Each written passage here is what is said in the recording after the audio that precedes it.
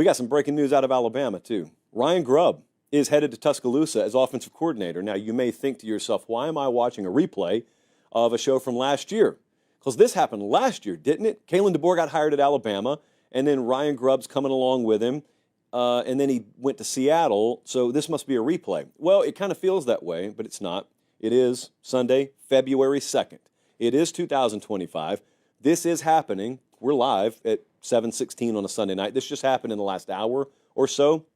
So Ryan Grubb was fired by the Seahawks after 1 year. He is now headed to Alabama. We're going to try it again. We're going to spin the wheel again, and we're going to try Ryan Grubb, offensive coordinator at Alabama. So several thoughts on this.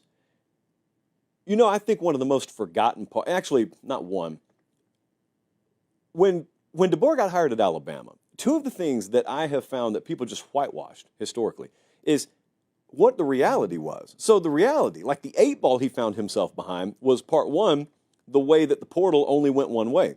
Because of when he got the job, he couldn't take any guys out of the portal, but they could leave for 30 days. So it was one of the first times that we've seen in the modern portal era a coach get hired, even at a major program, and just both of his hands are tied behind his back. And then you get the headline that Ryan Grubb's coming with him. Scott Huff, remember the offensive line coach initially, was going to come with him. And then in a matter of days, breaking news, the Seattle Seahawks are hiring both of them. So not only did DeBoer have to basically try and block the doors because players are leaving left and right, you got Caleb Downs walking out the door, and then at least I've got my offensive coordinator and offensive line coach set. Oh, wait, they're going to the NFL. That was the first few weeks of DeBoer. There were people 5-alarm freaked out about that. No one remembers it now. And it wasn't 5 years ago. It was just about a calendar year ago. People were freaked out about that. So then you get in the heat of battle in the season, and you are what your record says you are, you know, one of the biggest lies told in this sport. But no one remembers the context around it. So anyway, now we fast forward, and it's so ironic that you're getting that same guy back. You're getting Ryan Grubb back. So firstly, I don't need to overstate this, but this is a really big deal. It's the guy he wanted the first time. It's also important, and I'll get some disagreement on this, but I fully believe what I'm about to say. It's also very important that he's keeping Nick Sheridan on the staff. Sheridan was his offensive coordinator this year, and Sheridan got maligned a whole lot. He certainly didn't call a perfect season. I thought he was in a very, very poor position because of quarterback play. Not solely. This is not the show where we're going to sit here and blame Jalen Milroe for everything that went wrong with Alabama this year. I do think wild inconsistency at the quarterback position greatly hamstrung them this year as a team, and that includes guys trying to call the plays. So what I'm trying to tell you is poor results this year don't necessarily mean everyone associated with it was trash. So I think Sheridan's a really good coach. And I say that because a lot of other coaches tell me that pretty frequently.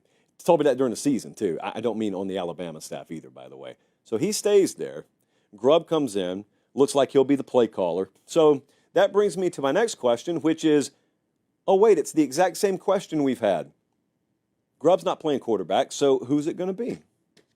Now, there is one very notable difference here, and that difference is Ryan Grubb was at Washington when they recruited Austin Mack. And Austin Mack has since transferred to Alabama. Does that make him the favorite? Because if you listen to the whispers out of Tuscaloosa, it was Ty Simpson and maybe Keelan Russell coming in, 5-star true freshman. Maybe he grabs the job at some point during the year. And just Austin Mack's kind of also in the mix. I don't know if this dynamic changes anything. I don't know if they know. You know, it's not the worst thing in the world if you don't have a slam dunk situation in front of you to just let it play out. It is okay to let competition do the job that it's supposed to do in spring. But I will tell you the same thing I would have said whether Ryan Grubb is getting hired there or not. Boy, they got to be able to run the ball better. One of the great disappointments around Alabama this past year was, yes, inefficient and inconsistent quarterback play, but man, them having the tailbacks they had, both of whom I still think pretty highly of, and them not being able to run the ball, it's not solely on any one person, I know that. But whatever. It's a new year. You got to figure out how to be able to run the ball, man. Like Alabama, when in the world have they been successful when they can't run the ball? We're sitting here talking about Georgia being in the 100s in rush yards per game this year. Off the top of my head, I don't know where Bama was. It was not good enough, and a lot of that rushing success came via the quarterback. So the tailback position underachieved greatly, and I personally am not of the opinion that it was just all on personnel. So if it was, it was. Whatever. Figure it out, get it better. And then, also, it just so happens those guys coached Michael Penix into a Heisman caliber season.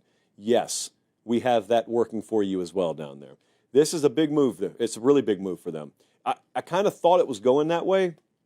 I hadn't talked about it on the show because I thought that he may get an NFL job because he didn't have a disastrous year in Seattle this year. It was just, I think, stylistically, it maybe have been a little bit of oil and water compared to what the brass wanted up there. But I think Grubb was probably in the mix for some of these other NFL coordinator jobs. It's no coincidence, by the way, when all these stories break at one time. That's because the job market has sorted itself out in real time, and then the dominoes fall, and then the other ones fall. So we'll see how this works out, but it's the guy you initially wanted. It's the guy that you're very familiar with, and you took Washington to a national championship game with him at your side. So if you're Kalen DeBoer, you got to be smiling pretty big tonight.